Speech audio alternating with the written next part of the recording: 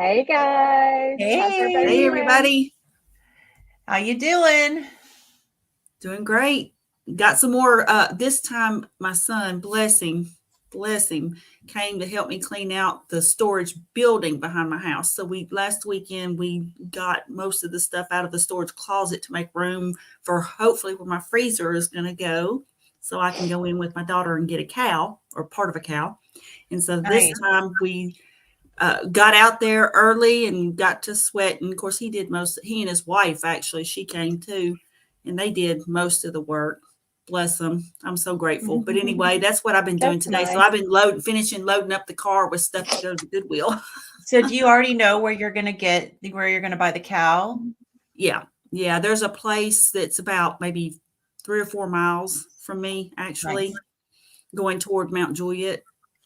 And it's pasture raised and everything. And so my daughter has mentioned it to me before about wanting to go in to either get a cow or half a cow. And we would have to do half a cow, because I still don't think I would have enough freezer space to do a half of a cow. So we would need to do a half together, if that makes sense. I think a half Oh a yeah. cow is A quarter each. takes like about 8 or so cubic feet. Yeah, I don't You think gotta I'm going to have that. Yeah, my freezer's not going to be that big. Yeah.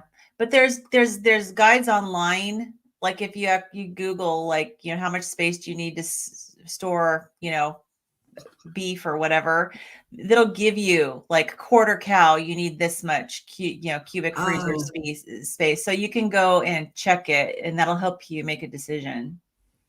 Oh, that's awesome. Yeah, we I ended up just getting a got a quarter new cow based on the space that we had, but then we ended up buying a second freezer. So I think we could probably do a half a cow or maybe even more now.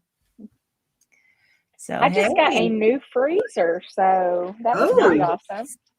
Yeah, nice. it's larger than my other one, I think by about 4 cubic feet.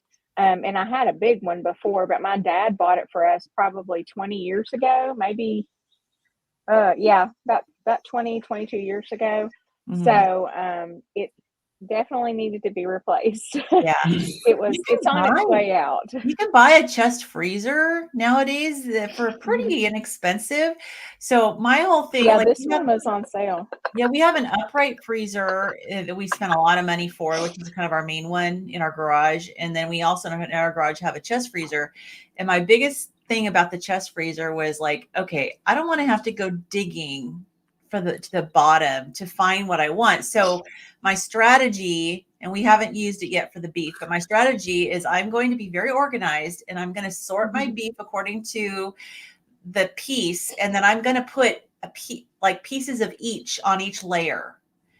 So it's like I have layers, and each layer has a selection of each cut. See, okay. my ribeye layer would just be like all the way down to the bottom. Seriously, if I could just get ribeye, like I want a quarter cow, but I want it to be all ribeye. Yeah.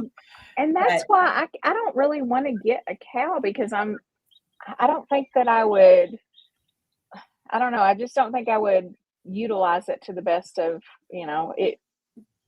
I wouldn't want to eat all those we different cuts. we ended up eating everything, and and for, and so it actually worked out okay for us, and we found some cuts that we really enjoy that aren't ribeye. But I mean, yeah, I totally get that.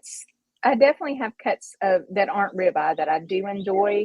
But there are so many that I don't enjoy at all. Yeah. Like, I have discovered that without the potatoes and the carrots and onions and celery, I don't really like chuck that much. Like a chuck roast, Oh, Uh, it's not my favorite. I Like, think I can eat a little bit of it, but like once I eat it a couple times, I'm like, I don't want it anymore. what I may end up doing with my daughter is, because she is not carnivore, and so like she'll put the vegetables and stuff, and I'm hoping that maybe like with the various cuts, like ones that I won't eat, because like I'm mainly interested in like ground beef and various types of steak, which, I mean, that sounds picky, but I mean, she's a more versatile cook. and she eats a Yeah. more versatile diet. And so maybe she'll take the other cuts and, be able to cook things for her and my grandson that, I mean, I just wouldn't use. So maybe we can kind of compensate a little bit Yeah. back and forth Yeah, for that's a that. good idea. Well, and I know with the chuck roast, one thing I know Michaela Peterson has her like beefy bits recipe that she does. So she'll take like a piece of it, like a chuck roast, and she'll cook it down to where it's falling apart. And then she'll shred it and put it in her air fryer with beef tallow and make it really crisp, and it turns into a snack. Really? Oh, that sounds good. I would like that. I'm sure. Yeah, so that's something you could potentially try. Like if you want to have a little chuck roast, but you don't want to eat the whole thing, that's something that you could do with the leftovers. And then also, I don't know if this is a histamine issue or what, but I have noticed that sometimes chuck roast will upset my stomach. Ooh. That's interesting. Yeah. All right. Well, the complexities All of right. our bodies. I know, Yes, right? exactly. And we're all different, like, Yeah. I mean, I couldn't tell somebody else, oh, don't eat that much chuck roast. Your stomach's going to be upset, because that's not going to be the case for most Right. people. It doesn't upset my stomach at all. And I'm like major histamine sensitive. But yeah. Well, I wonder if it's because you're getting a fresh cow and I'm getting chuck roast from the grocery. Oh. Yeah, possibly. Yeah, you may have more omega-6s in your chuck roast especially if it's not grass-fed, because grass-fed is. I think it's probably a histamine issue rather than maybe. Yeah, maybe it's not fresh enough. I mean, they say by the time you get your meat from the grocery, it's like quite aged. Yeah. Yeah, definitely. So, all right, you guys ready to dive in? Let's do it. Let's get into this. All right. So we left off. So this is our third week trying to finish chapter 4. And I really have confidence that we're going to finish it this week and get into chapter 5. So, all right. So I have us leaving off on page 99, real-time tools. Is that where you guys we left off? Well, yeah, I had 100. Yeah, we had kind of skipped around but real-time tools. Yep, that's it. Yeah, that sounds good. Okay, so she talks in this section about some different tools you can use to help you with your basically other things besides not just diet, but like sleep and activity and stuff like that she starts off talking about continuous glucose monitoring. And Kim, you're like the expert among the three of us on this, because I don't think I'm an expert. I've never used one. Yeah, well, you're more expert than we are, because I've never done it either. And I know that she does, through her company Levels, she provides this service, and you can buy I guess the monitor through her and everything. But she talks about how important it is to actually, it's like a powerful tool that can help you understand how your body is responding to the food that you eat as far as your glucose. And she talks about like seven main benefits of using a CGM. Mm-hmm. So, I don't know, maybe we can take turns going through these if you guys want. Okay. So I'll go. The first one is improved glycemic variability. So that's kind of, obvious. Your glucose levels should be generally stable and should only rise slightly after meals. And that, she said high variability in glucose levels can damage tissues, lead to heart disease, diabetes, and metabolic dysfunction. So obviously, being able to see how your body responds to the food that you eat can help you decrease the fluctuations in your glucose, and decrease the percentage of time spent in severe variability patterns, which will lead to worsening metabolic markers. So that was her basic summation of what she said under that category. Yeah. Mm-hmm. So okay, and the next one is reduce cravings and anxiety, which that's how appropriate, but it makes sense for me because, one thing that I used to struggle with a lot is anxiety. So that's why I said that. Mm-hmm. But basically what happens is when you spike and then come back down, it just really messes with your body.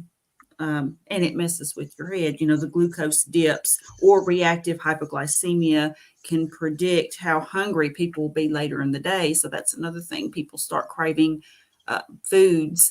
And in reality, it's not so much that they're wanting a particular food. It's just that their body is crying out for something because they've had that plummet in their glucose. And so they've had that reactive hypoglycemia. And so then she says that bigger crashes lead to eating more calories, which of course, just basically eating junk is the way I interpret that, because I don't really think, if you sat and ate more meat, I don't think it would affect you the same way that it would if you were just eating crap, Right. A pizza or something. So I have a theory about something, and I wanted to interject it here because it's fitting for this. Okay. And it also kind of goes along with what we've seen from some carnivores who have had luck getting off of substances and stopping alcohol, cigarettes, things like that after they went carnivore. I think, and perhaps it may be a reductionist viewpoint and a little naive on my part, but I think that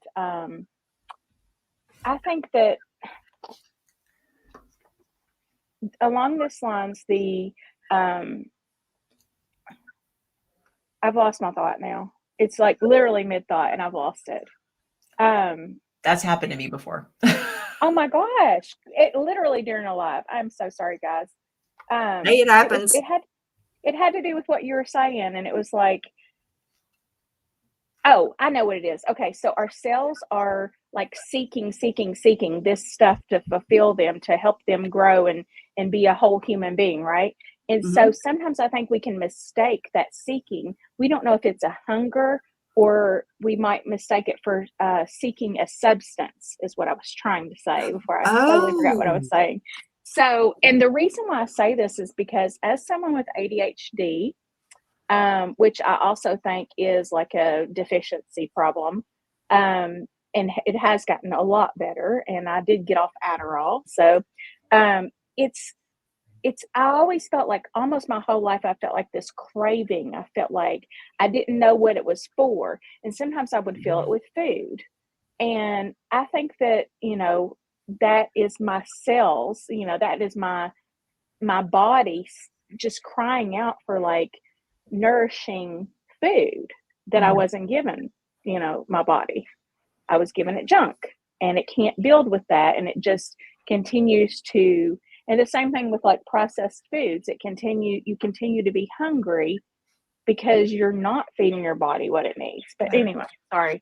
Kind of got off track a little bit. I think, like springboarding off of that, I think that especially, at least I have spent my whole life pretty much as an addict when it comes to food, specifically sugar.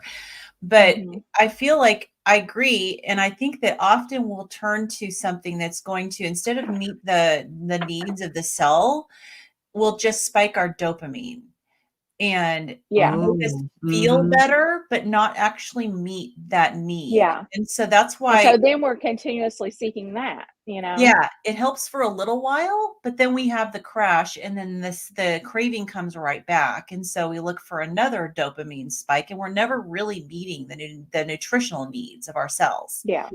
So, I was that totally makes like sense.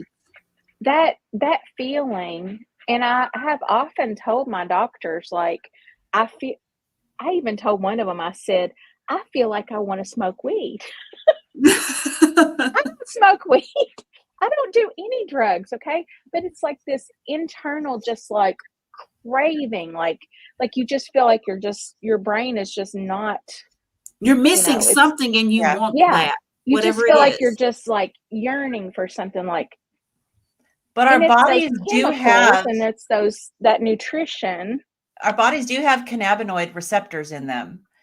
So maybe I don't smoke weed regardless. No, but I'm just saying, like, a lot of times receptors will receive more than one substance and can Yeah. interact with more than one substance. So maybe there was something else that would connect with those cannabinoid receptors that you are really needing and you're like craving. I mean, it may not have been cannabinoid receptors that was seeking in me. I don't even know. Like that was the best explanation I could give them. And I guess I just threw weed out there because it was the most benign of like drugs, you know, but it was like my You can't say body. I'm craving cocaine. I mean, yeah, I didn't want to say that, right? It was like my body just like felt like it was missing something, and I can't even explain it. I If felt you've that never before. felt, if you've never felt what it feels like, also another good way to describe it is if you've never felt what it feels like to want a cigarette. I'm a former smoker. Okay, I I am quit a too. long time ago, right? Mm-hmm. Thank goodness. But it's that feeling. It's just like that. It's just like an itch you can't scratch, Yeah. you know? And I think that a lot of times what I was feeling was I'm not properly fueling my body. So I'm just wanting like, oh, maybe a Reese cup will do it. Maybe this box of, you know, graham crackers will do it, you know, and and then it was never scratched. And then you just want more and more and more. Yeah. But the dopamine spike temporarily makes you think that it was satisfied. Exactly. Yeah. Yeah. Yeah. Interesting point. Very good. You want to take the next one? Number 3? Yes. So learn your reaction to individual foods and meals. Different individuals respond differently to the same food in terms of blood sugar rise, depending on factors such as microbiome composition, sleep, recent meals, and body type. Simply reading carb content or looking at a food's glycemic index is not sufficient to help you find a diet and lifestyle that allows you to maintain stable glucose.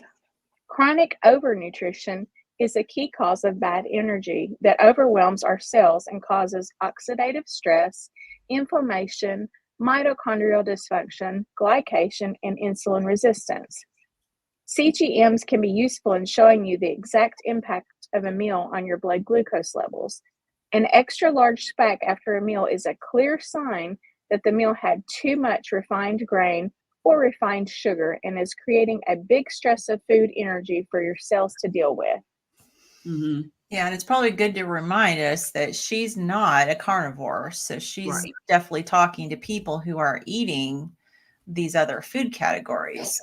So as a carnivore, hopefully you're not seeing the big spikes if you're using a CGM. Like Kim, when you were using your CGM, did you see any big spikes? You know, when I saw the big spikes, when I made my coffee in the morning and added the Chalk Zero to it, you know, I would see spikes in things that, you know, were additions, never in the meat. The meat's consistent, you know. And did that have stevia in it? Or some sort of it's not stevia, it's I'll have to sucralose? look.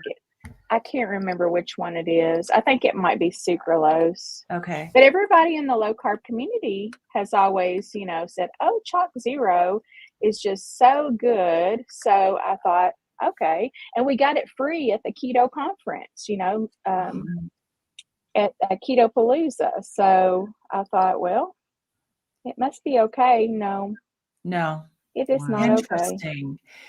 Well, you know, when I think it just goes to show that before you start promoting something as being okay and healthy, it would be good to say, look, you may react badly to this.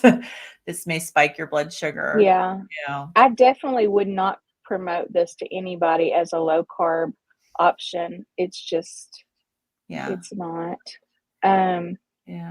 Let's see here. It's got non-GMO resistant dextrin, monk fruit extract,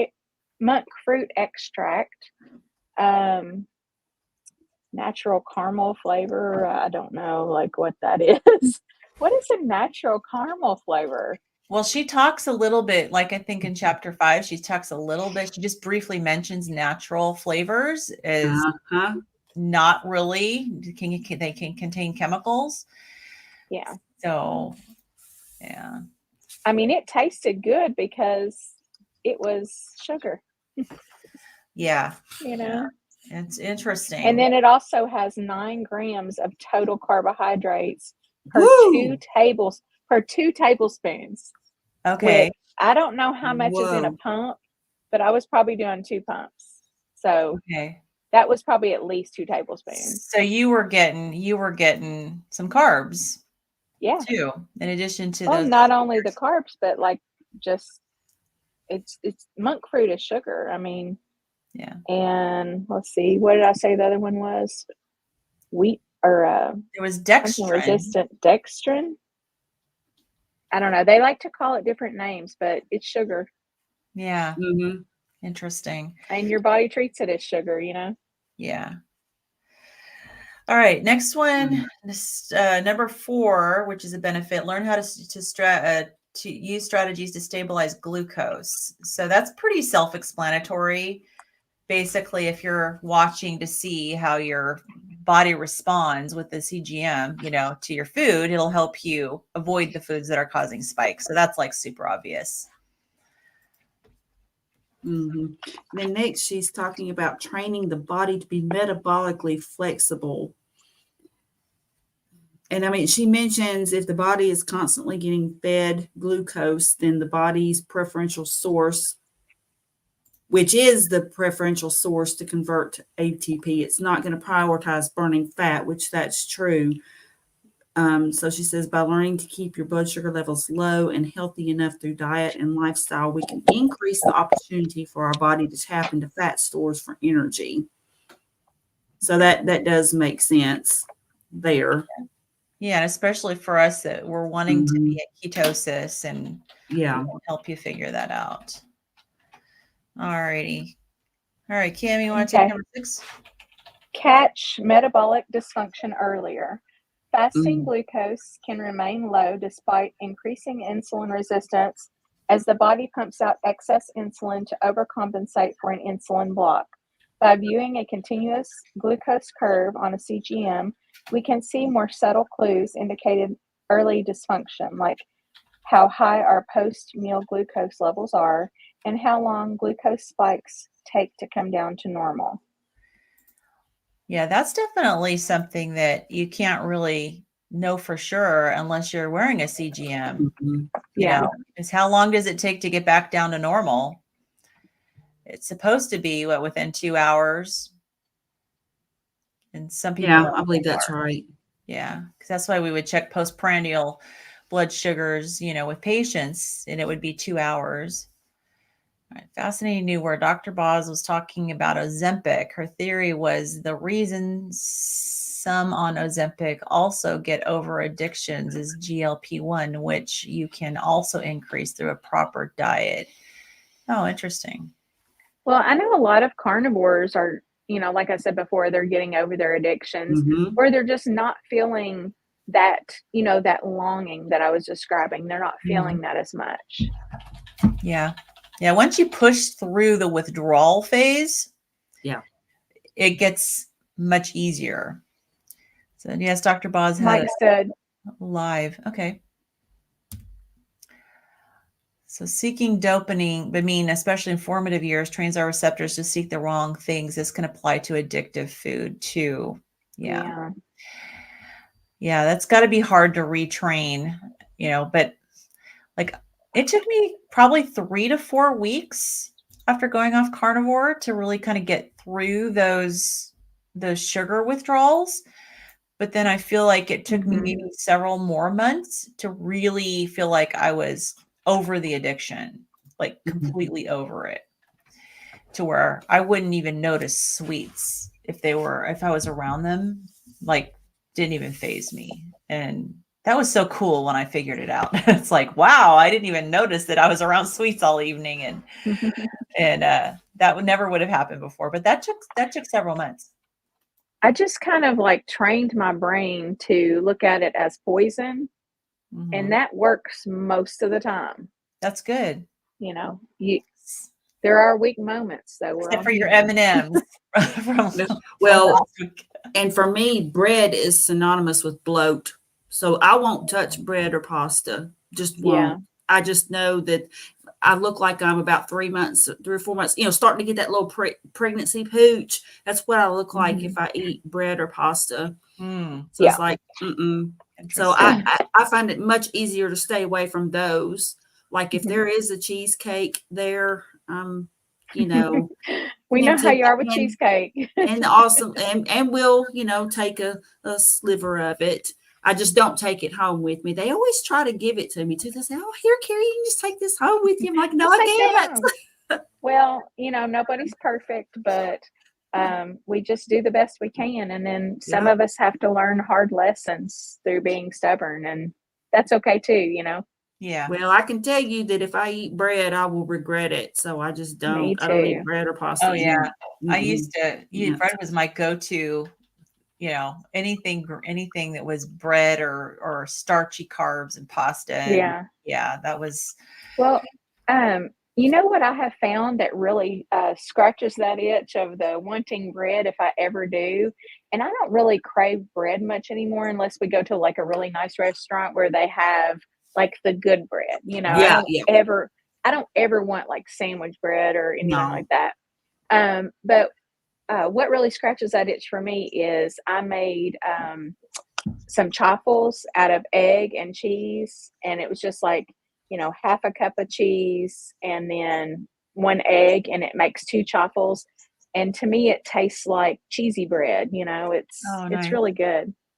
Nice. I actually got one of those little. It makes the mini chaffles. Yeah, And they actually that's what call I them like do. mini waffle makers. And I think I got it at Kohl's, I think, and because it was a pumpkin, I got it for like $1. Because it Oh, was a cool. seasonal one, but I'm like, I don't care. But I just haven't used it Yeah, yet. you So don't I need care. my daughter raves about chaffles. Oh, I've I never love even them, heard of and truffles. I'll even put pepperoni on it, and then close the waffle maker again, and it makes like this crispy pepperoni on top. So it's a carnivore meal as Yeah. long as you don't add like tomato sauce or whatever to it. But Okay. So what's a chaffle? I've never heard of a chaffle before. it's like a cheese waffle. So it's cheese and egg Oh, basically. Usually, and you can okay. add other things to them. Like some people will add almond flour. Some people, there's all kinds of chaffle recipes. But Yeah. the carnivore chaffle is cheese and egg. Okay. And Courtney Luna. Hmm. Yeah, she has. That's where I got that idea from her. It just looked so good. I tried it, and so it's like if I'm craving pizza or if my family's eating pizza, I'll do that. And so you And make it it in a regular totally. waffle iron. I make it in one of the mini, like the little mini. I can't remember what the name of them is. It's got some kind of brand name, but I don't remember it. But yeah, the little mini waffle iron, and that Okay. way it gets like really crispy around the edges, and it's so good. Interesting. And I'll have people to use them try to that. put like as buns to put their hamburgers in Yeah, and stuff too. Oh yeah.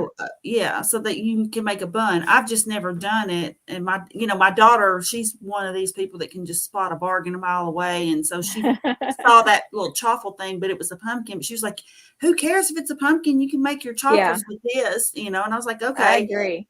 And I bought it, but then I haven't used it, so I'm gonna have to do that. Okay, you're gonna Yeah, have the to only do thing that. I don't like about it is it's kind of hard to clean. You can't like Oh. submerge it, so and the plates don't come off. Mm. So it's just kind of tedious to clean, but I only use it, every few months when I want that like cheesy bread, Mhm. So could you deep. do the same thing, but like do it in a muffin tin and bake it?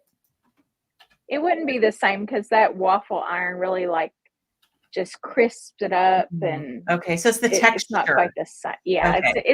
it's combo. It's the texture, the thickness. Okay. It's not real thick, so it more resembles bread. I see. I don't know Okay. how it would come out in a muffin tin, but Oh. All right. Well, we're trying. All Yeah. right. So we got one more of the benefits. Okay, let's see. Motivate behavior change.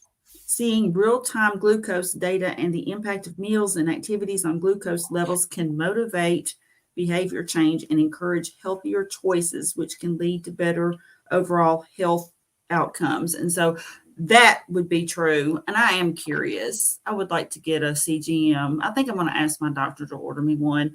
I don't know. Have you all heard when they're going to be available over the counter? I've heard it's approved, but I just don't know when they're going to be. Yeah, I don't know either. So if any of you listening know, let us know. So I've got an appointment soon, and so I may just ask him if he will. I mean, I'll just tell him to use that abnormal glucose diagnosis again. Yeah. Yeah. And order it. All right. Yeah. Well, what time is it? Okay, so maybe we should speed through the rest of this because Yeah. we can get to chapter 5. So she also talks about like the data that you can get, which is pretty, pretty obvious. You can, check your morning glucose. You can see if you're having the dawn effect, post meal, there's a whole bunch of stuff. You can see if you have reactive hypoglycemia, which is where you get these post meal crashes. You can check to see how stress impacts your glucose. So if you're if you're having a lot of stress and you're wearing a CGM, you can see if it spikes your blood pressure. And real quick, let me interject. I did that not intentionally, but I looked at my numbers and I was like, what in the heck? I spiked up to like 150. What is this about? And I looked at the time and I'm like, I hadn't even eaten at that point. Where was I at? And I looked at my Kroger receipt. I was standing in line at Kroger and I had gotten 2 of these half price rib roasts. So it was the difference of like each one being 150 or being 75. Oh, wow. So I thought she was going to try to charge me the full 150 for it. And I guess my stress level spiked up and might have spiked my cortisol. I don't know how. Wow. It's just like a stress response. Wow. And I knew the exact timing because I had that time on that receipt. And it was just like, wow. If I didn't have that receipt, I would have been like, what in the heck was that? I wasn't even eating anything, Oh, but that's crazy. But, we discussed, Lynn, how sensitive my nervous system seems to be. And that's probably part of it. Who knows? Other people might not spike that high just because of that. And so you wouldn't have known that if you hadn't been wearing the CGM. No. And I had it down to the minute. Like I could correlate it to the minute because of that. Because on the time on my receipt, it was about 1 minute before that and it correlated perfectly. So. Wow. I didn't know it could do that much of an extreme. Yeah. I mean, it's a quick spike and then it's a quick decline, Yeah. It's not like it stayed up forever. But you're ready to fight. You were ready to fight. Yeah. My fight or flight is like sensitive. Obviously. Oh my goodness. Wow. So cool. So you can also check your impact of exercise on your glucose, impact of sleep. Yeah, and I have a feeling that would be one that I would get dinged for because my sleep is not. I rarely even now get a full night. Now I am getting more sleep, continuous sleep, but I'm still not getting the sleep that I need. And I just am like just trying all these different sleep hygiene things to try to make it better. It's better than it was when my cat was still alive because I would have to get up with him and stuff, but it's weird. I don't know, but I have a feeling that the glucose would tell on me. During the night. Cynthia says everyone has a glucose spike when stressed. It's a physiological response. Yeah, that's just what I was demonstrating. Yeah, absolutely. And then when people exercise too, it's the same situation. It's perfectly normal. Don't be stressed out at all if you go for a run and you see your CGM spike up because that's literally what it's supposed to do. Yeah. So no matter what diet you eat. That's true. We want our bodies to be ready to react if we need to. It's just our modern society, we're too much in that fight or flight. Comes in handy if you have to fight or outrun a tiger. Well, that person at the cash register could have been equivalent, right? Listen, I was ready to go. I was like, look, you're going to give me that. That's right. That sale price. Right. Don't you try to charge me full price. No, not today. Not today. Oh, that's funny. Okay, so she also recommends food journaling, which is carnivores. Yeah, we don't really have to. I mean, we can if you're struggling to lose weight, or like if you want to lose weight, and you're struggling to lose weight, or if you're still having symptoms, food journaling can definitely help. You know, Or if you you know how to introduce interpret. dairy, like let's say that you decide, because Yeah. like I did, I had eliminated dairy for a while and I introduced it back. And of course, the first time I did, I mean, I ate too much, I think, and it just Yeah. caused a bad reaction. But the I thing is, think like, that's if you're the going to problem with that. introduce foods back in, then you can use Yeah. journaling to just know like how much you ate and when you ate it, so that you can track your symptoms that way. Yeah. Yeah, definitely. So she talked about sleep here.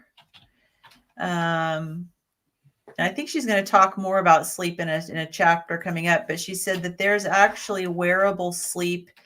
Yeah, so there's wearable sleep and step trackers, which is like a smartwatch. Like I've got my cheap $25 smartwatch, and it tracks my sleep, and it breaks it down, you know, between all the different types of sleep on my app on my phone. So, yeah, so that's cool. So there's wearables that you can use for that. She talked about activity data, which obviously if you're tracking your steps, you can figure out. Let's see. Oh, one of the things she did before we move on to chapter 5, she did talk about heart rate variability, which I thought was kind of an interesting. And did she talk about a device to wear where you, or a test that you can get done? It's been a while since I've read this. But she said that heart rate variability is a biomarker that helps us understand the trends in our stress and strain levels, which we know impact our cells' ability to produce energy effectively. And she said counterintuitively, more variability in the time between each heartbeat is indicative of better health status and outcomes. So I didn't know that. I mean, that was interesting because I know Kim in nurse, they tell us to listen for the rhythm, like when we're listening to patients' heart, checking their pulses, right? They're looking for, they want us to listen to a regular rhythm. I'd never heard this, that a heart rate variability like this, the amount of time between, I'm sure it's milliseconds difference, right? The amount of time between each heartbeat. It's better if it's more variable. That was interesting. Yeah. So it was my understanding with this, it would be like, you know, if something happens, it's more responsive and it can go up real quick and then it can come back down quickly, Yeah. or, you know, that kind of thing. Is that what you understood of it? Or Yeah, that's kind of that you're basically she mentioned the whole system being more elastic, which is I think what you're yeah, describing. It's that elasticity, the ability to quickly respond. yeah, Yeah. So you want fluctuations, exactly. So, I mean, in working in cardiac, you know, units in the hospital, we're looking at probably more on a macro level. Like we don't want a fib, but that's like a macro level change in rhythm. I think she's talking about more of a micro level change. well, and that's a dysfunction of the atria, Yes, it's not necessarily the same as like just your rate.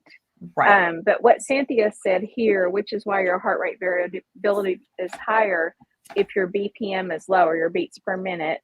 So that's why when you get somebody in sinus bradycardia, you know, where the heart rate's 40s, 50s, it will look irregular, but that's just kind of normal for that rate. There's Yeah. more variability. I can't You know say how the we were word. talking before about that, and I was just looking, and mine right now sitting here is at 57. That's really good though. I mean, you That's what guys, my heart rate your is. I think your all's heart rates are optimal.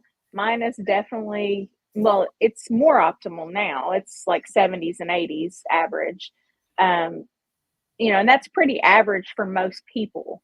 But Is it 40s because like and I've read different things and like we've even been talking like because you guys in the medical scenarios, have talked about like it can be depending on the circumstances, I guess, that heart rate in the 50s can be either good or bad. And so yeah, I'm wondering if mine ain't too low, but well, I don't think it's too low because I think you're a really healthy person. You have to take that into, you have to look at that because if you have somebody that's sinus bradycardia, they're either like an athlete or they're just super healthy, or they can have like Yeah. congestive heart failure, or they might be on a medication that's lowering that much, Or then there's other people who just like that's just where they live, Yeah.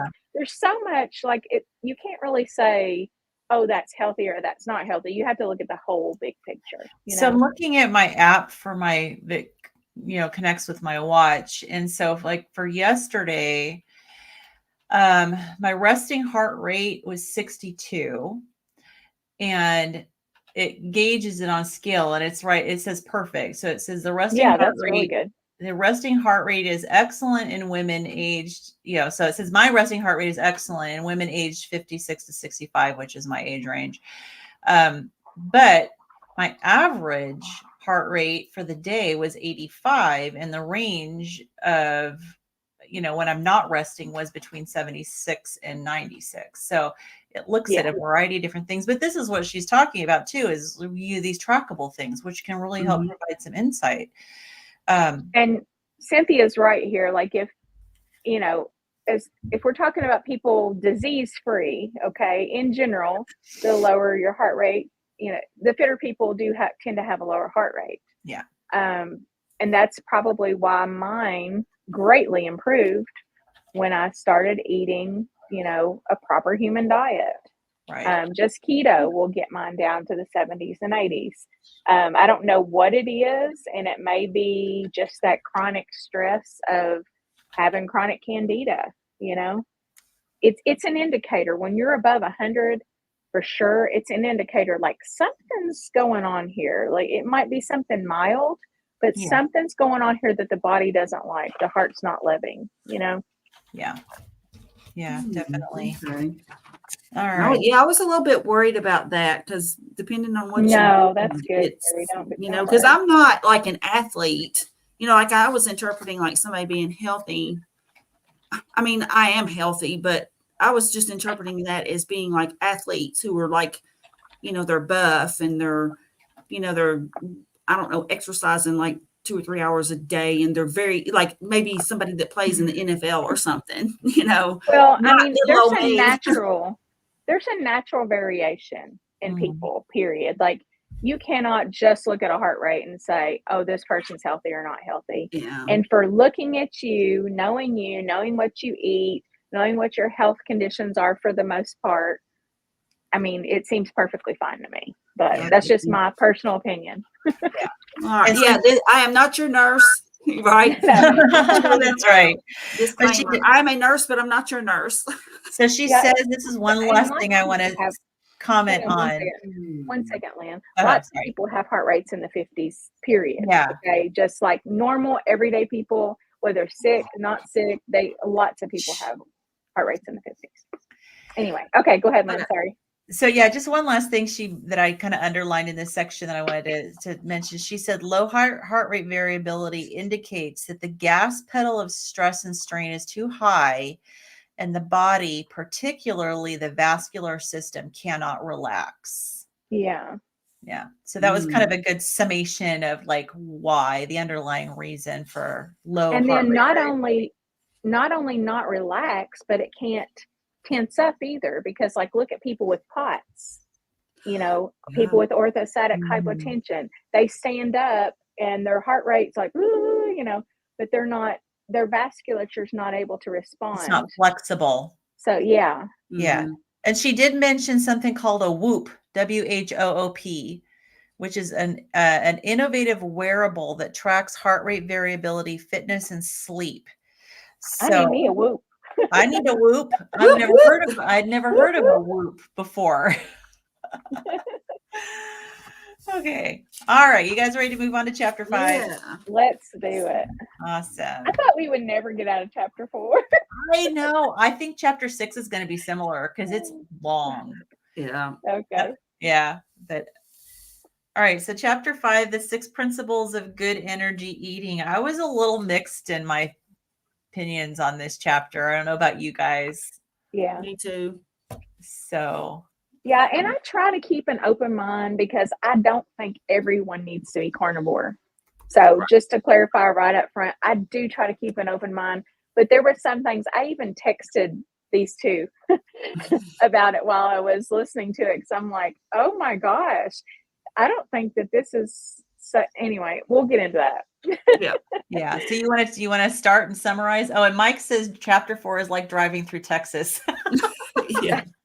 Or through Tennessee. Ain't If that you the go through truth? east to west Tennessee, Tennessee is a Oh, very yeah. long state. Yeah. Or north to And south in Kentucky California. also. Yeah, north to south in California is pretty long too. Used to live there. Cynthia says, whoop, it's more for athletes, in her opinion, not worth it. Oh, Thank you, okay. Cynthia. You always have such Yeah. valuable insight. Yes. We really appreciate it. Yes, Mhm. absolutely. And then Amy says, yes, on the pot stuff. Yeah, absolutely. And I don't know that has to do with heart rate variability as much as like responsiveness of the vasculature, but I would say it's all kind of related, because your vasculature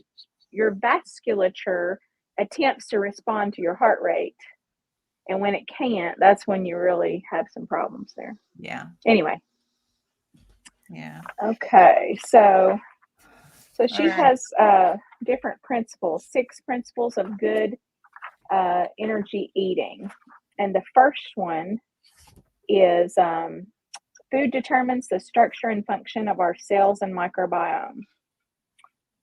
So what are we gonna do, folks? We I can't did read have these. some These are before we got summarize into the it. principles. I did have a couple things underlined that I was curious to know what you guys thought of. Okay. So page 116, the third full paragraph, she's talking about that she said, so you need to stop falling into traps of dietary philosophies and start breaking food into its individual parts and analyzing whether those parts are good or bad for our cells. I was a little iffy on this because I know that this is kind of a slippery slope.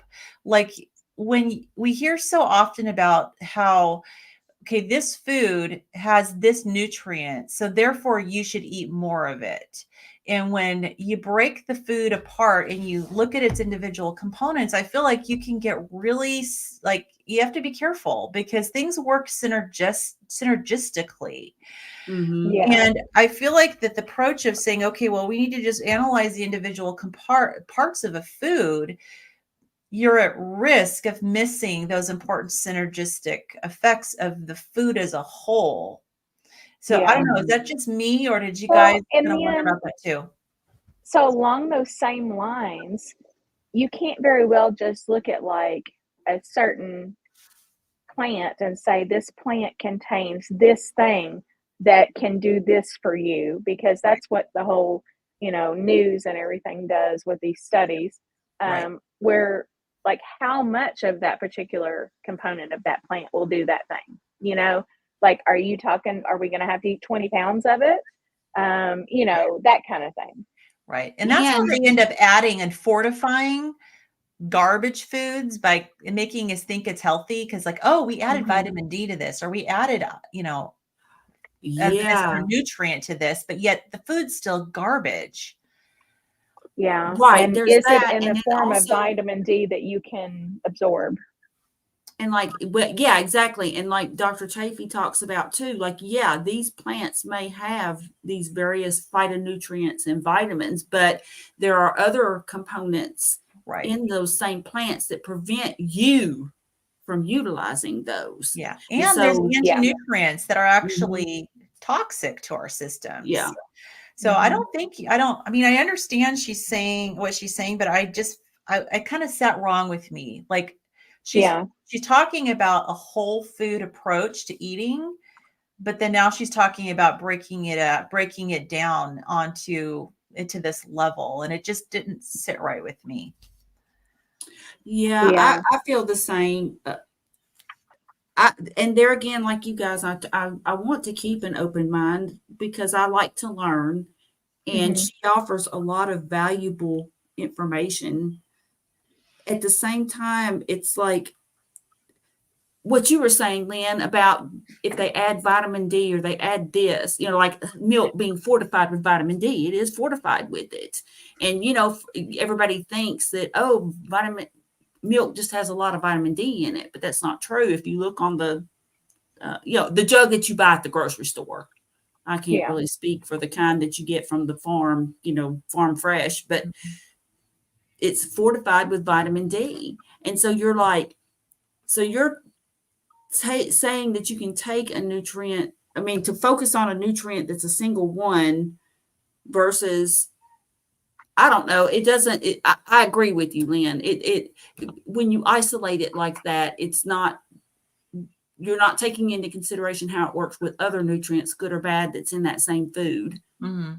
And with Yeah. meat, it just seems to me, and here, carnivore, like meat, eggs, things like that, those things are just more, they are things that are the least inflammatory to people.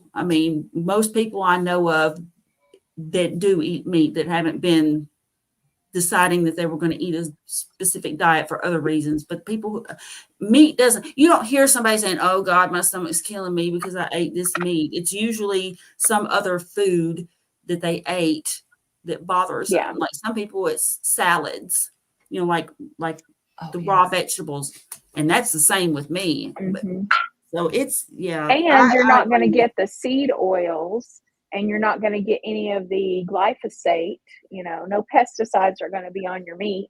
Yeah. Right. So, And fiber, honestly, in all the years I worked as a GI nurse, the vast majority of people felt worse when they ate a lot of fiber, yeah. and it causes bloat. My husband feels worse when I eat a lot of fiber When you eat Yeah. a because lot of fiber, he has to lay next to me in because of the what's bed at coming out on night. the other end, He's like, "What is wrong with you?" I'm like, "All those rotting vegetables that everybody tells me to eat. It yeah, doesn't work it for produces me." it produces a lot of gas and bloat, and people are not necessarily comfortable, but yet that's what's recommended is, make sure you're Yeah. getting plenty of fiber. So, okay, so I just wanted to go through and talk about Oh that. wait, Proud Yeah. to be Weird she says that she actually changed her ideology because she was completely plant-based like 2 years ago. So maybe she's evolving in her opinions. Maybe. Yeah, maybe. Yeah, she did say that she was, sympathetic to the vegetarians and the vegans because she used to be Yeah. vegetarian. So that Yeah. makes sense. And we know from the carnivores who spent years as vegetarians that they will often say that initially they saw a benefit because, of course, they're getting the garbage Yeah. out of their diet, but then over time they ended up having a lot of problems Mhm. and didn't feel well. And Yeah. so maybe she'll get to that point where she realizes that too. I think it's a So, journey for everybody. So yeah. she may work her way to that point. Yeah, I Yeah. was just looking real quick before we go on. Amy said, in POTS, your veins can't do their job well enough to keep the blood moving. So if you sit with your feet on the floor, the blood pools there and you get dizzy. You can get blood clots in your legs plus more. Yeah, that was kind of what I was talking about. Like the vessels have to be able to constrict and expand, Right. depending on what you're doing and depending on how they need to move. Think of the heart like a pump because it is. They have to be able, that garden hose has to be able to clamp down or expand to make sure that enough blood, but not too much blood, gets pushed through your heart at once. And that's kind of what I was talking about. But yeah, Amy is dead on there. And that's an autonomic nervous system malfunction. Yeah. It's not Yeah. like somebody who has peripheral vascular disease where they actually have damaged valves, because your veins have little valves in them that move the blood back up to your heart, and those valves can be damaged in peripheral vascular disease. But POTS is different. It's an autonomic, it's your nervous system that is not stimulating the proper contraction and relaxation of your vessels. But why, and can Right. you fix it with food? And I think you can. I think you My can greatly, maybe not yeah. totally fix it, but greatly improve it. Well, my and then, orthostatic hypotension is improving.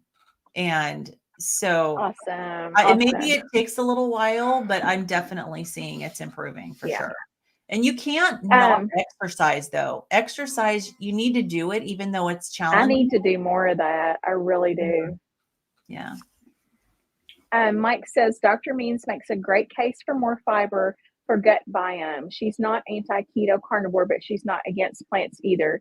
She had a nice talk with Dr. Chapey about all of it. I will have to watch that. I will too. I didn't know that. On that note, so your fiber makes butyrate for your gut, which you need. Okay. Now, if you're keto or carnivore, you get that butyrate from not eating sugar. Your body produces, makes ketones. She talks beta about hydroxybutyrate. Yeah, she talks about how our liver produces kind of like, yeah. So that was like what she talked about in chapter 5 towards the end was how, we're getting that regardless, and it's by a different means, but it's the same kind of thing. So that's why we don't need fiber. I mean, we don't have to have fiber. Well, my opinion, just saying. And honestly, if you listen to Bart K talk about the gut microbiome, he will be, in his own Bart K way, very adamantly talk about how we really don't know what a healthy gut microbiome is. Yeah, exactly. I think it's so kind of new. Like, it's kind of like lab values. You're looking at what's normal for the population, but does that mean, I mean, you're looking at it like you said, we talked about when we were looking at my lab values before, you're talking about a sick population, right? Yeah. So is that really what's normal and healthy or not? I don't know. I mean, yeah, I mean, if that's what their basis is, I like average, meaning just this is what the average person has, and I want optimal.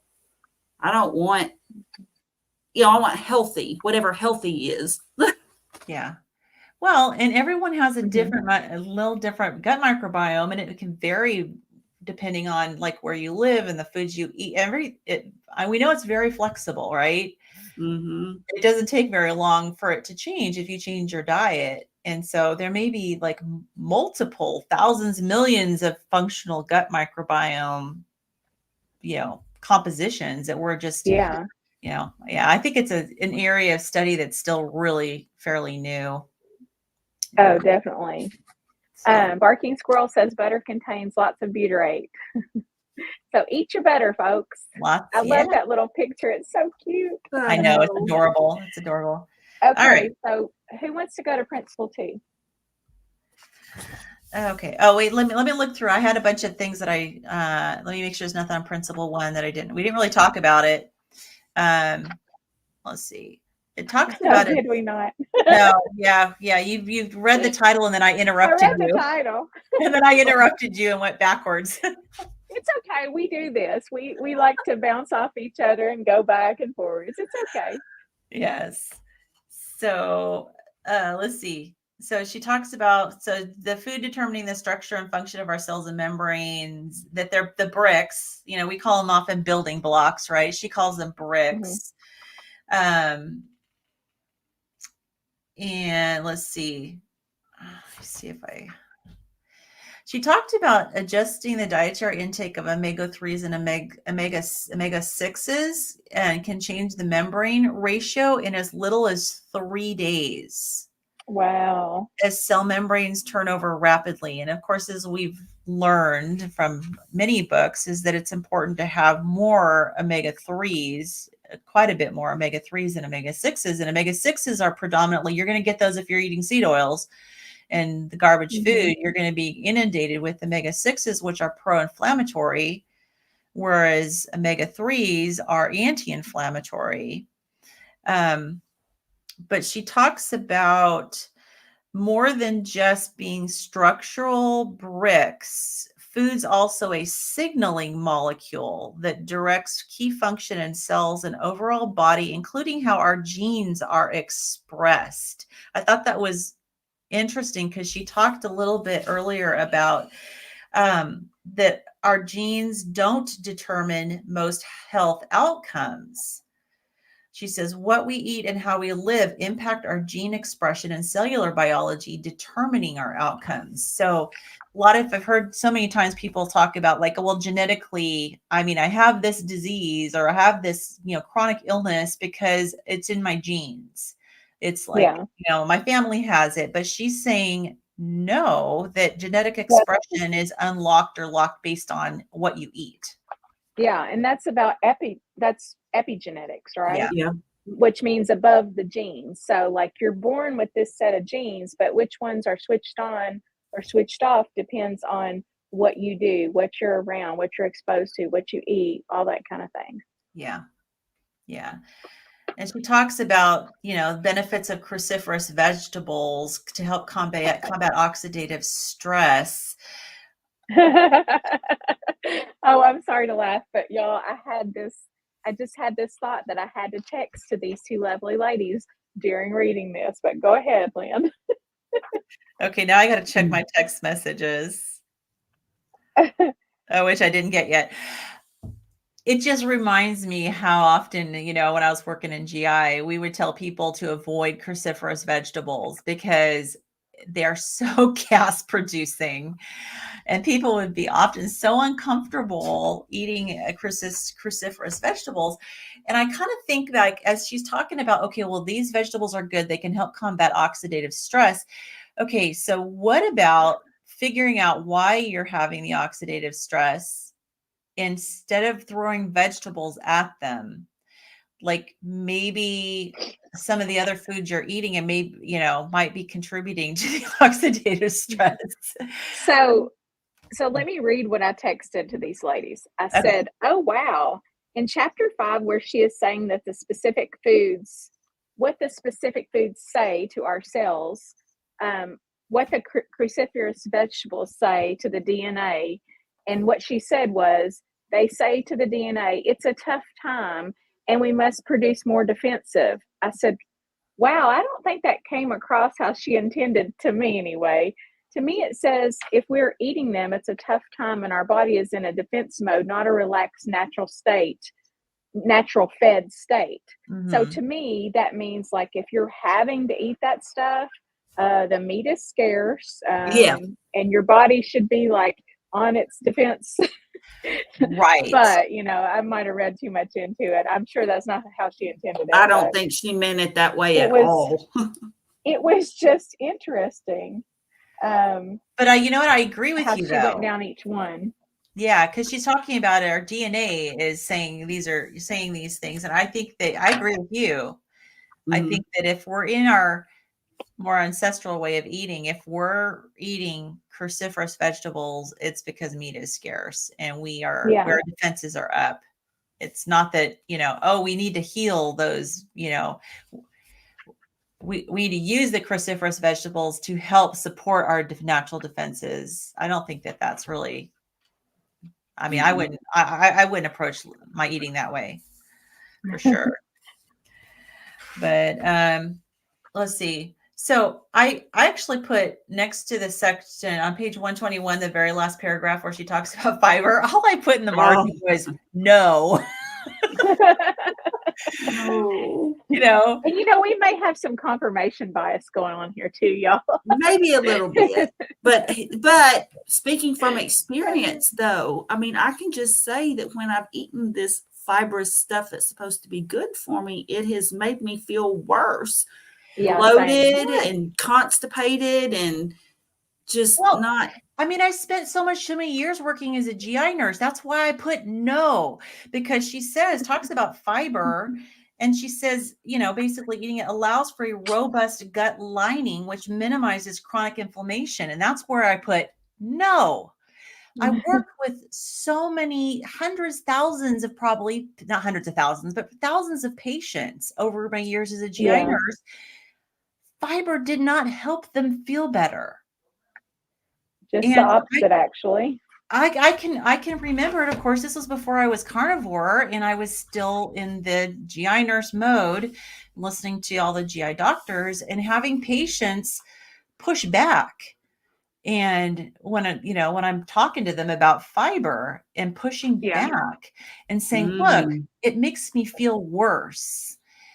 And so I do, what the doctors would say, well, maybe it's your ratio of soluble versus insoluble fiber. It was never, unless they had an acute flare of Crohn's disease, ulcerative colitis, or they were dealing with diverticulitis at the time. It was never, well, let's just stop the fiber. It was always, well, let's just tweak the ratios. And, But in the wild, would our ancestors say, oh, "Oh, honey, I think my ratio of soluble to right, insoluble fiber must be off. What shall I right. do?" Exactly. That's Exactly. hilarious. That's why this didn't resonate with me at all, because it's like, okay, yeah. So yeah, no, that was a big old no for me. You do not And to be feel fair, like I think collectively we think that Casey Means is amazing and she's doing great work. And like this is absolutely no criticism to her at all. It's just like a different viewpoint, Mhm. she's trending in the right direction. Yeah. Her Yeah. thinking, I don't think she's arrived yet. But what she's sharing is definitely better than eating garbage food. She's definitely Yeah. making it really clear, don't eat the garbage And she's food. super intelligent. I mean, she knows so much. Well, and she She does breaks this have stuff right science down. behind why you wouldn't, like the Yeah. processes that are interrupted when you eat that bad stuff. Yeah. But She she's an did. ENT surgeon. She's Mhm. not a Yeah. gastroenterologist. And so Yeah. I guarantee that her training in GI is not like probably less than mine with the years I worked in GI.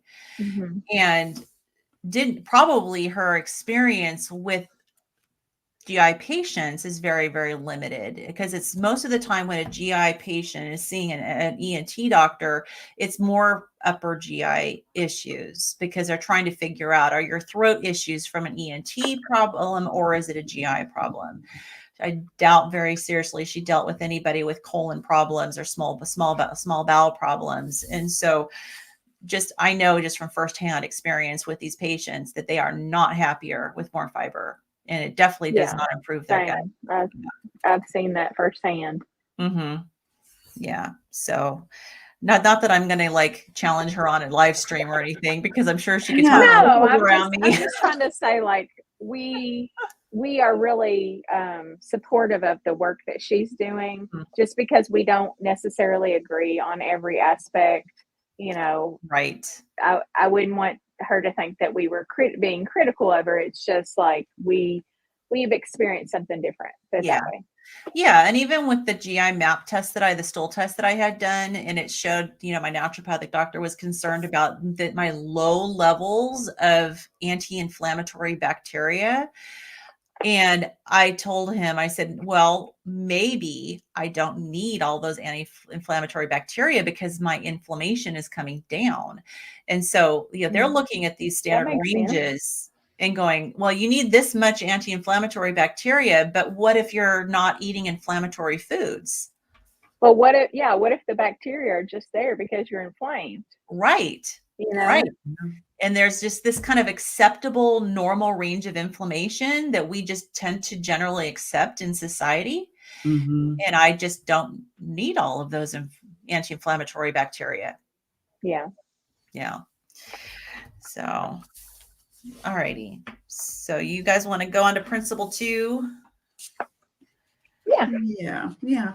All right. So principle 2, eating is the process of matching cellular needs with oral inputs. And this was also, just like you mentioned before, Kim, and I actually wrote a comment. She talked about, she's talking about supplements, like, your body your body may need more magnesium, or your body may need more of this particular nutrient or that particular nutrient.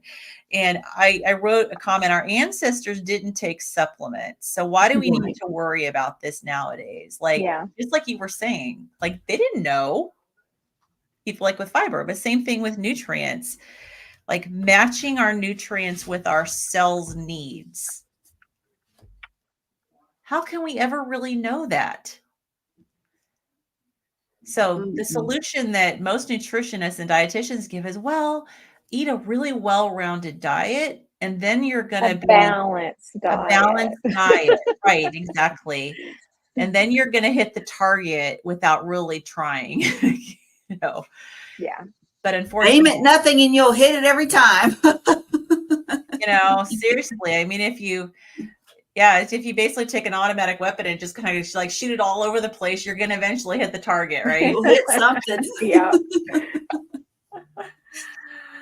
Yeah. And I can see, and Dr. Berry talks about this as well. I mean, I keep invoking the name of the great Dr. Berry, but I just admire him so much, and he's taught me so much. Me too. But he does talk about the fact that, and she talks about this, about the depletion of the soils and everything. So I agree that like the daily minerals is something that no matter what your diet is, you need that. Because they're just not there in your food unless you just know that you're truly getting something from a regenerative farm where you know that the nutrients are there.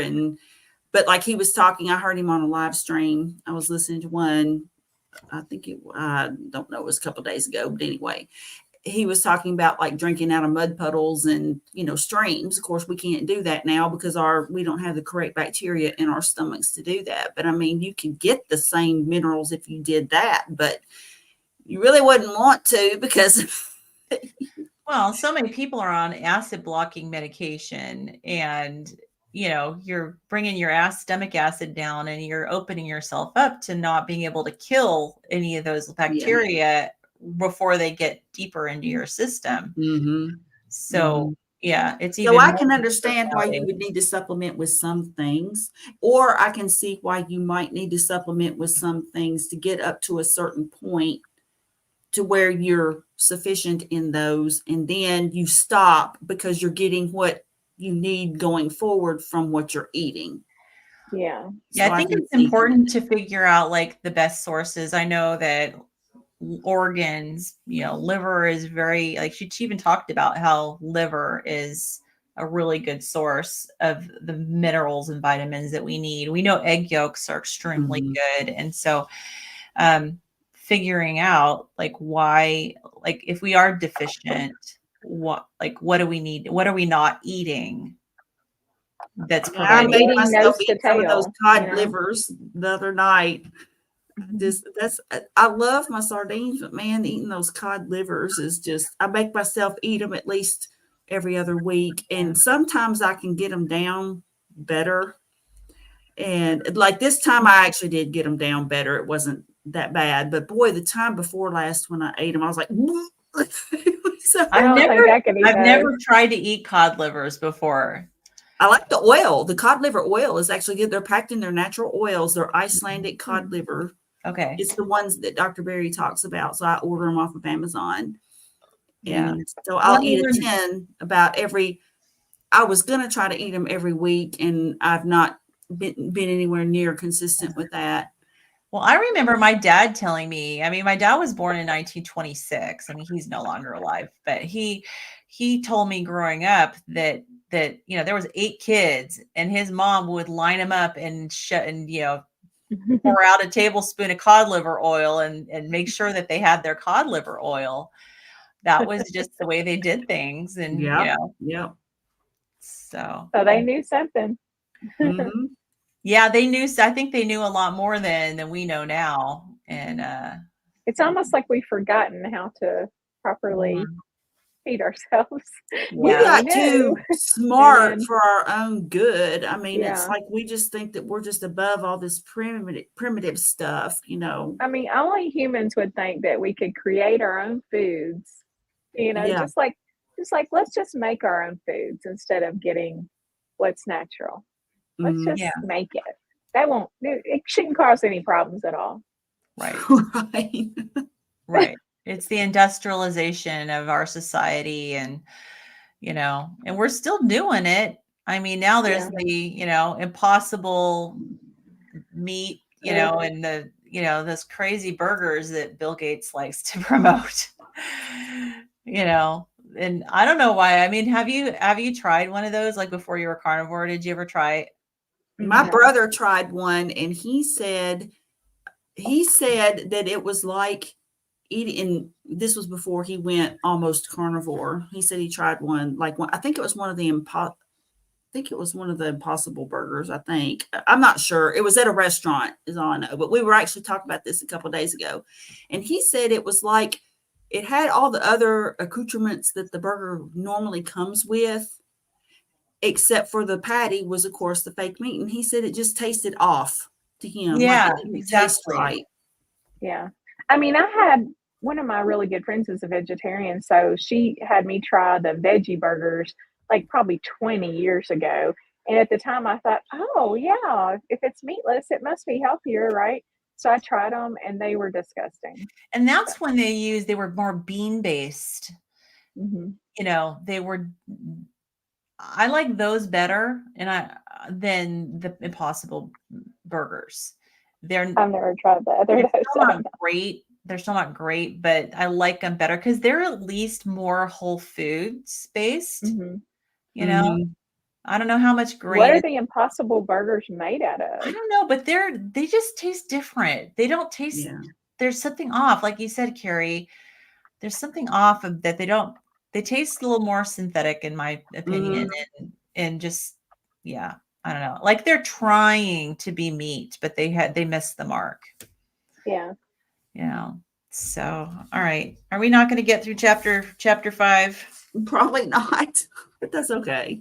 So, yeah, that's It's our okay. book club. We can do what we want. That's Right? all right. Yeah, that's all right. I I mean, love the discussion, and I'm learning so Yeah. much. I think I have had comments from people that have said that they actually like the discussion amongst us just as much, if not more, than the actual information in the book. So good. it's okay. Yeah. Yeah, I like it too because I mean, isn't that the whole purpose, right? We're trying to Yeah. learn. That's the whole purpose of a book club, Yeah, you read and then you discuss. and bounce ideas and thoughts and yeah. So, all right. Well, you guys want to kind of stop maybe here, principle 3, and pick it up next week? Works Yeah, for that's fine with me. me. Okay. Do you All want to right. try to scoot into chapter 6 and or do you I want to just finish mean, chapter let's 5? see here. How much is left in chapter 5? Because I feel like we've got a lot left in chapter 5. Yeah. Yeah, I so think we can just finish chapter 5 next week and then Okay. chapter 6 is long. And so then we'll make that the next week. And Mhm. I'm sure we can find something to talk about, that's carnivore, keto, proper human diet related. If we run Absolutely. out of material. Absolutely. So, yeah, chapter 6 is super long, although some of it is like it's about food, so it'll be interesting. So, Oh, Barking Squirrel says, yeah, I love the discussion. Thank you. good. And we love We that love that guys you are come every here. week, and we Oh, like to see we see our same people every week, and I absolutely love that because me you guys too. are very dedicated, Yeah. and we kind of get to know you just a little bit, so I like Yeah. it. And you're all smart too, which I love. Yeah. Oh yeah, Great everybody adds. contributions. I don't know if you guys are reading the book or not, but you guys always add to the discussion, and you're very intelligent, and we appreciate you. Absolutely. Yep, sure do. Absolutely.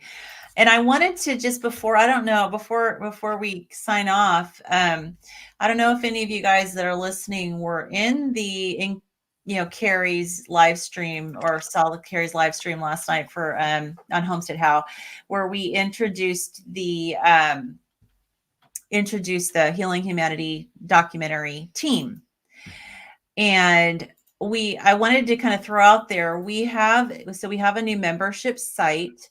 We're building it. It's close to completion, but we were recruiting basically a beta test group to help us basically like load the site with content, but also test it out and provide us with feedback on little things that maybe aren't working before we launch it. So we have a code out there, a coupon code that we put out there for 100 people to use. And I think we have maybe about 25 left. Okay.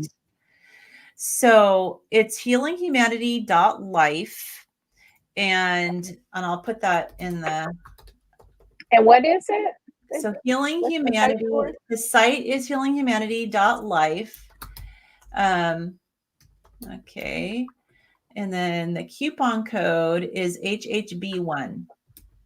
But what's it for? And so it is going to be for a free membership during the trial period, which is minimum 30, possibly 60 days. And then we've also discussed that we will probably, for those of you who join the beta group, the testing group, we will probably end up offering a lifetime discounted membership. So the regular membership is going to be $30 a month. And I think we're going to probably offer the test group like a lifetime of $10 a month. And what do you get with the membership? So it's a fully functional social media site. So we've got, we've got all the stuff you would normally get on a social media site. We also have, we have a lot of groups. So we have like a group for each of the diseases that's being covered by the documentary. We've got locals, a really good locals group. So you can drill, like meet people in your own state. And I can even add groups that are more even local. So if you have, like, say you live in Texas is a big state, right? And so we'll end up creating subgroups, like maybe a Dallas Fort Worth subgroup, a Houston subgroup, San Antonio, etc. We can do that all over the world.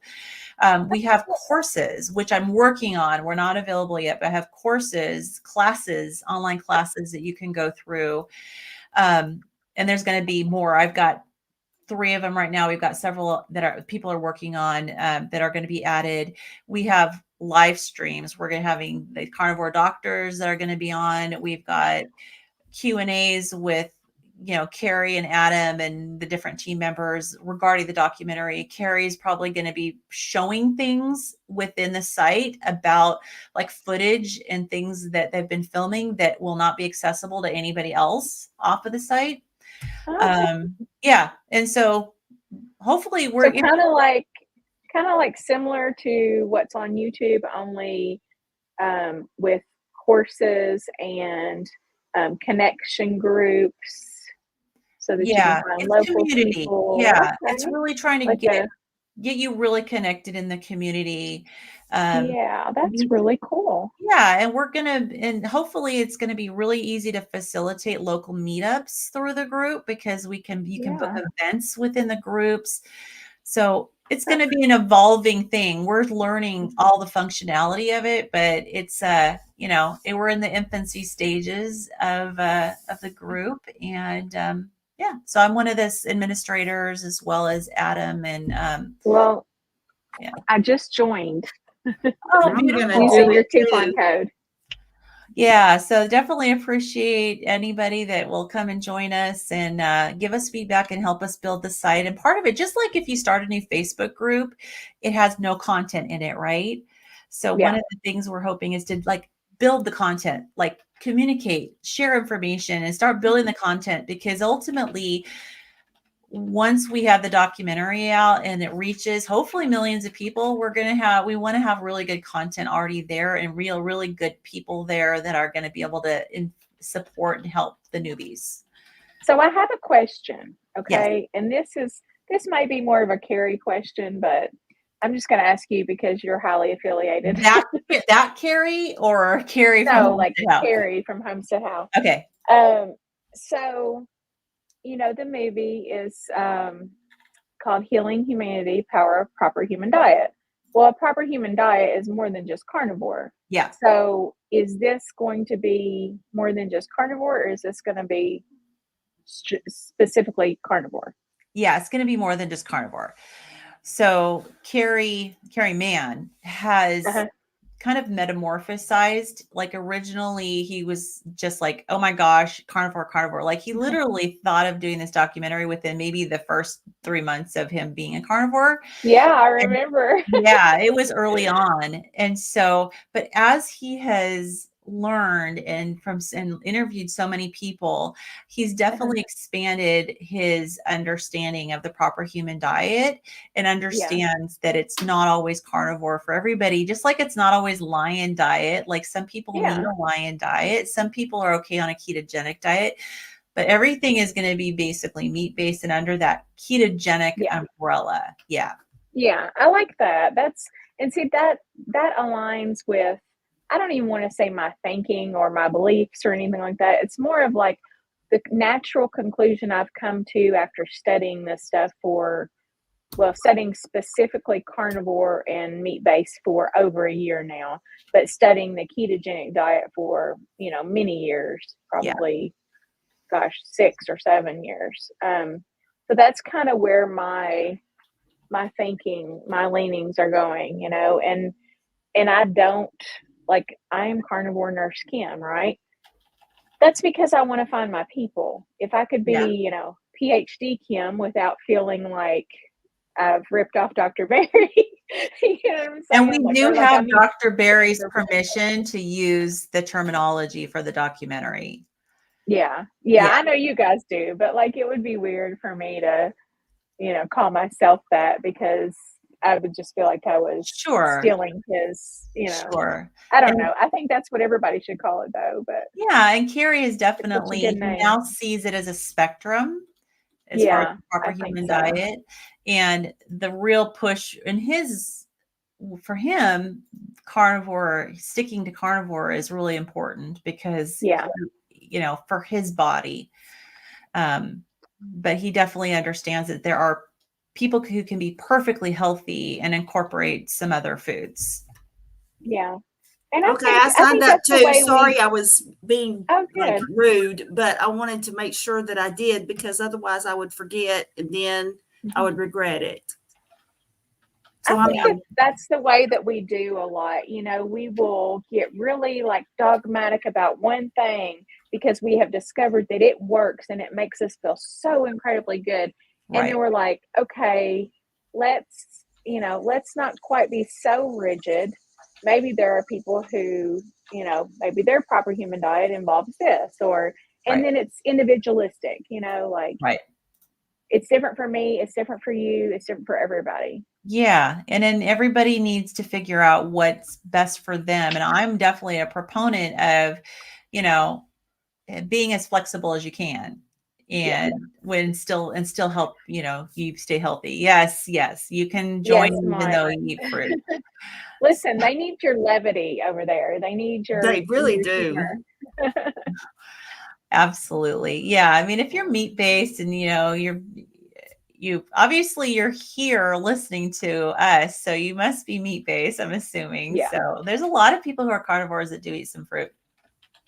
And And if you're there are people who try really hard to do a carnivore diet, and then sometimes they are not on a carnivore diet, but they're still listening in. Like I've Mhm. talked to several people over, the last year that they were like, "Well, I'm just trying to get back on track," and but it's like they're still hearing the message and they're still taking that information in. So that's really what's important. You want to make sure that you educate yourself so that when you make that decision of whether or not to get the M&Ms or not, it's an educated Or the one. cheesecake. Exactly. It's an Yeah. educated decision, and you can make that decision for yourself. Nobody's in a church here. Yeah, we're all on not a not journey this or is not the church of carnivore. This is no, just Right. no. our And just experiences. right. And just like we have vegans and vegetarians who are very ideological, and that's not and they can get pretty scary sometimes. We don't want to do that No. on our end of it. I mean, there are some pretty dogmatic people on our end too. There I are. have to There say, are. it's just like anything. You get people who are just like they feel so strongly about it, and a lot of times they feel so strongly about it because it's been so powerful in their life. Right. Right. So Exactly. it's understandable. Yeah. Yeah. And definitely we've got the book. We've got the book that Amy and I wrote. Some of the proceeds of this book are going to the documentary. So this was advertised last night too during the live stream. Oh, cool. Yeah. So we also have a second book that just got published. I don't have my copy yet, but it's going to go to support Dr. Berry's American Diabetes Society. That's awesome. And it's really cute, and it's a story, and it's actually his kids are the main characters, and Dr. Berry's kids? Yeah. Oh, cool. Yeah, Bonnie and Beckett, and I created that is awesome. I created the characters, and they look similar enough that he'll recognize them, but and so it's a story. So this one that's going for Healing Humanity is a comic book, activity book, and coloring book. Oh. And the one that's going to we got to start them young, Yes. Right. The one that's going for Dr. Berry is just a storybook without the activities. But yeah, it's very positive, and it's creating, the beef, bacon, butter, and eggs are superheroes. They're the superhuman power foods. And so it's hopefully going to help children want those types of foods, because those are the superfoods. And yeah. And I think kids actually want those kind of foods, and the parents tell them no. Right. So so buy them for your grandkids. If you're a grandparent, and you're like, oh, I can't control what my kid gets fed because my grandchildren get fed because my kids are feeding them. Well, buy it for your grandkids, and maybe your grandkids will start asking their parents to feed them these superhero foods. It's like, and it's TV hard, like when you haven't started out in this way with your children and you've gone the route of the kid foods. It's really, really hard, especially when your kids are older. I've been trying to just be that, voice of reason and give them the education. They overhear a lot of stuff that I'm talking about. They see what I'm doing, and they see how it makes me feel, and that really helps them. Yeah. Oh, so Amy says this is don't tell Dr. Berry yet. No, I'm sure he's not listening. And yeah. Well, it's not like I've got his phone number. Yeah, if he's listening, that's pretty incredible. But no. Yeah, I would be happy about that. I'd be like, okay. He's definitely not listening. Yeah. You never know. Yeah, Dave goes, I'll send him a note. Don't send him a note. Well, Dave actually did send him one of my videos a long time ago, and he commented on it. Yeah. Cool. He commented on a couple of my videos too, which I was very surprised. Wow. And I didn't believe it was the real Dr. Berry at first, but it was. That's funny. So can I get your code? Can I get your All right, guys. I guess we better get off here. Yeah, I enjoyed it, y'all, and the time always goes by so quick. Yeah, it flies. And I just enjoy this so much. I know. We'll see you guys next Sunday at 5 Eastern Standard Time, 3 Pacific. What is it, 4 Central? 4 Central. And I shouldn't try to actually translate 2 o'clock time Pacific. zones. Okay, 2 o'clock. Sorry. See, I shouldn't try to do that. But I always feel like I'm coming from my perspective, But yeah, so 5 Eastern, we'll say that. But anyway, we'll see you guys next week. And if you want to pop in on our ketogenic textbook review on Thursday at 5:30, we're going to be here for that. So we'll see y'all. Have a good week. All right. Bye, everybody. Bye, guys. Bye. Really?